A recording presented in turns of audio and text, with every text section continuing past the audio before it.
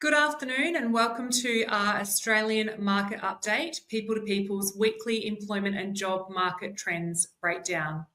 I am Peta Seaman, Managing Director SA here in our Adelaide office. And coming up on today's show, we are going to discuss why it's essential for your career to adapt to the world of AI. This week, we are joined by Jeremy Khoh, Director at Khoh Partners, to unpack the huge impact that AI has had on reshaping the workforce. What does it take to future-proof your career in an AI-powered world? Also on today's show, we're going to take a look at job applications surging, but open jobs are shrinking. What's driving the shift? We'll explore our latest job opportunities across Australia. And lastly, we'll reveal our social media insights around your employees' job satisfaction.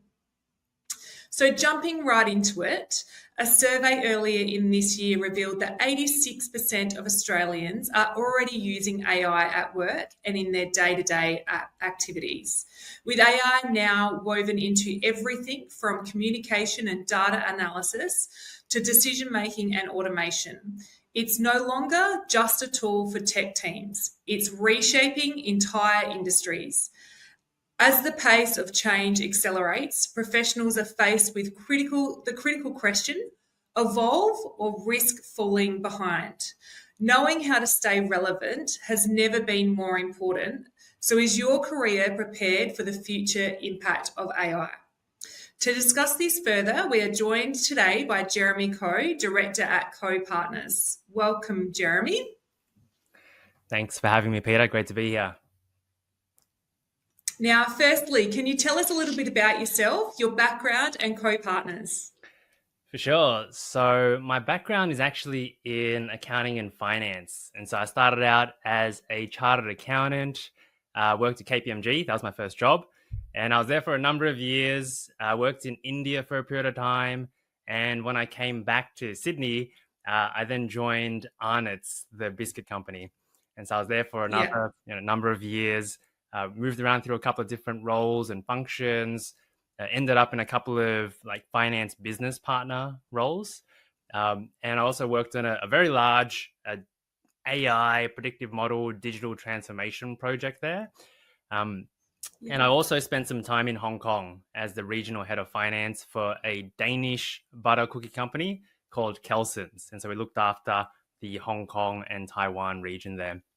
And so when I came back to Sydney, that's when I started my business journey. And so today I run Khoh Partners. We do corporate training and consulting focused around human skills and team performance. And so I'm also a sessional lecturer at the University of New South Wales on a future of work course, which is a super interesting course. It's one of our work integrated learning offerings where essentially our students work with real life industry partners on business problems around AI, automation, and the future of work. So I'm super interested in this intersection between technical domain expertise, human potential, and then how AI augments human work. Yeah, excellent. What an interesting background from finance biscuits and now in AI.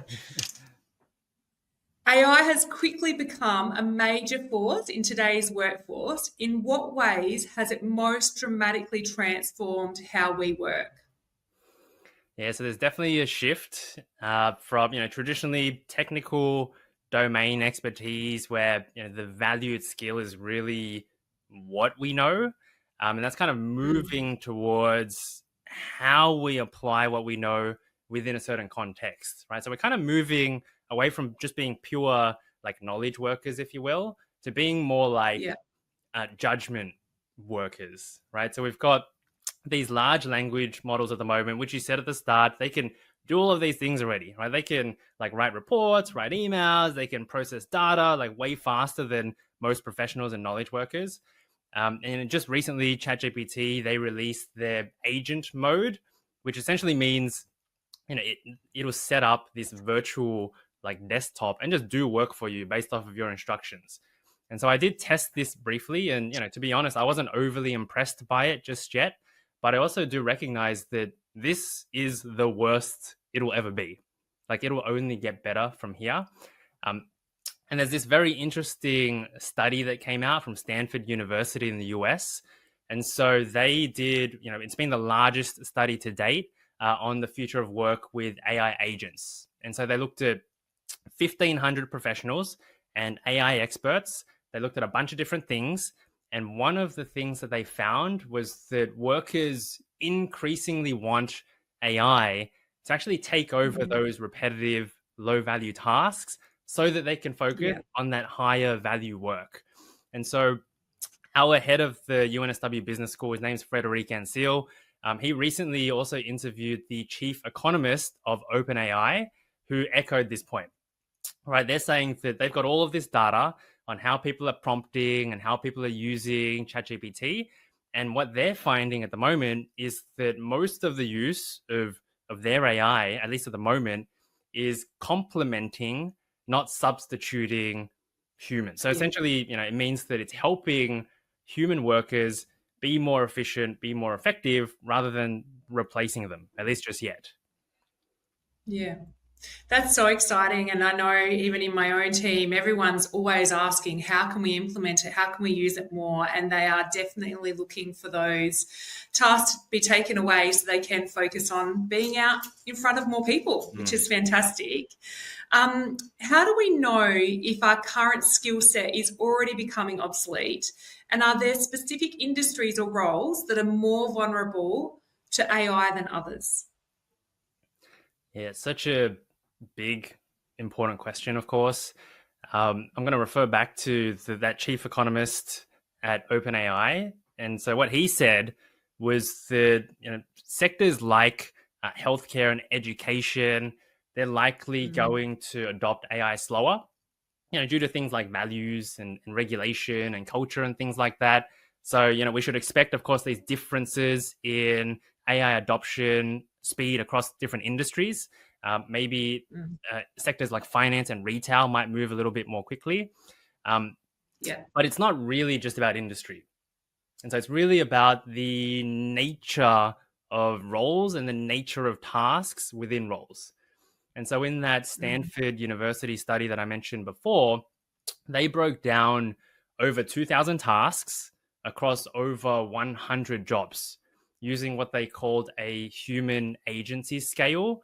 And essentially what they found was that tasks that require deeper, like the interpersonal skills or real-time decision-making, these require more human agency and are therefore more likely to be future-proof compared to tasks that require less human agency, such as those that are more repetitive or more rules-based.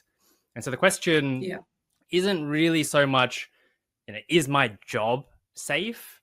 It's more around like which parts of my job actually need me and which parts of my job can be done faster or better with AI. Yeah, absolutely. Do you think the idea of being replaced by AI, and I think we've talked about this a little bit, is truly valid, or is it more about how AI is changing the direction of your work rather than eliminating it altogether? Yeah, so just to touch on what the chief economist at OpenAI said again, AI isn't really taking jobs all at once, at least not yet. So it's kind of like, I picture like a bunch of little fish in a pond just nibbling away at the edges of jobs. And so, of course, some jobs are going to have bigger nibbles than others, but all of those nibbles are going to add up. And so, interestingly, that Stanford University study, their data showed that most workers don't actually want AI to fully take over. They want more of that collaborative assistant to help them with their jobs, to help them work better, faster, smarter. And so, those that can adapt, those that can evolve and leverage AI as their collaborative assistant are going to be more future-proof than those that don't. Yeah. I look forward to AI making me more efficient and better at my admin tasks. What practical steps or advice would you give professionals to take today to help them stay ahead of the AI in the future? I do get this question a lot. And I do also love an acronym. So I call it the ABCV in future-proofing yourself. And so the A stands for adapt, right? So the little AI fish, they're going to continue to nibble away at the edges of jobs. And so it's our job to get AI literate and experiment. So have a play, understand how to use these tools for your work at a bare minimum. Get a free account, or if your company or your work has a enterprise kind of version or license for you, then use that. If it doesn't, I would recommend use a free account or pay that $30 a month to get an even smarter little robot intern working for you. But of course, when it comes to work, make sure you check with your boss or check with your workplace on acceptable AI use policy. So A is for adapt. B, I'm going to need to excuse my language here a little bit, but B stands for BS detector. And so, we're moving into a world where trust and authenticity are going to be at a premium due to all of this seemingly overly polished AI-driven content. And so our BS detectors will need to be really fine-tuned. And so in other words, this is critical thinking. This is the ability to critically analyze and discern what is reliable and what is credible. And so the A is for adapt, the B is for BS detector, and the C stands for communication. So double down on those human skills. That Stanford report, it found that these human skills, they're going to be rising in value. Right? The more that we can effectively communicate human to human, then the easier it will be for you to build trust and connect with others, which people, we're going to crave more and more. And lastly, the V, and this one's a little bit of a different one. The V stands for values. And so what I mean by that is that things are moving fast and they're only going to move faster. And so I think it's helpful for all of us to just pause and reflect and ask ourselves, what is really most important to us? Yeah. What are we racing towards? Where does greater effort and time maybe in our work actually create greater meaning for us? Because after all, isn't this whole game meant to be about the journey and not just the destination? And so if I was to kind of summarize some actionable steps, is to audit your tasks, audit your own job, and you can kind of group them into these buckets. So the bucket number one might be, what are the tasks that are repetitive or rules-based that you would like AI to fully take care of, like your admin? And then the second bucket is what are the tasks that you would like AI to help you with while you're still doing part of it as well? And then the third bucket is, what are the tasks that you choose 100% to do? Either because they require deep empathy, judgment, or context that only you can bring, or maybe you just deeply want to do it and you don't want AI to ever do it for you, even if it could. What is that for you? Yeah. Fantastic tips and insight from you today, Jeremy. We really appreciate your time. Thank you.